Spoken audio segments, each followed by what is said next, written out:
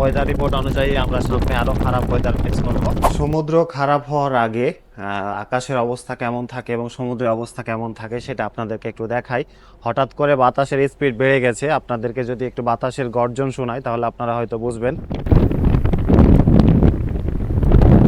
এখানে প্রচুর বাতাস হচ্ছে, মানে হঠাৎ করে বাতাস বেড়ে গেছে এবং আমার মনে হচ্ছে ঠান্ডা ঠান্ডা বাতাস আসতেছে, সামনে বৃষ্টি পাবো। এবং খারাপ ওয়েদার হওয়ার আগে আকাশের অবস্থাটা আপনাদেরকে একটু দেখাই। চারপাশে অন্ধকার ও কালো মেঘ এবং মনে হচ্ছে যে আকাশ এবং এই সমুদ্র বেশ গন্ডগোল করেছে এবং কিছুক্ষণের মধ্যে আকাশ কান্না করে দেবে।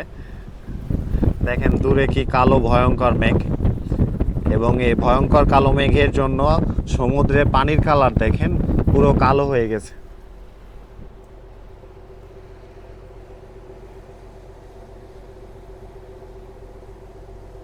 বেশ ভয়ঙ্কর মেঘ। তা আমরা এখন আছি নর্থ আটলান্টিকে, আমরা পর্তুগালের ঠিক কাছাকাছি। তো আমরা বেশ গত 2 দিন বেশ ভালো ওয়েদার ছিল, বাট এখন হঠাৎ করে খারাপ ওয়েদার ফেস করতে যাচ্ছি এবং ওয়েদার রিপোর্ট অনুযায়ী আমরা সামনে আরও খারাপ ওয়েদার ফেস করব। তো সমুদ্র হঠাৎ করে খারাপ হয়ে যাওয়ার আগে সমুদ্রের আকৃতিটা বা রূপটা ঠিক এরকম থাকে এবং হয়তো বেশ বড় বড় ঢেউ ফেস করব এবং শিপ অনেক রোলিং হওয়ার কথা।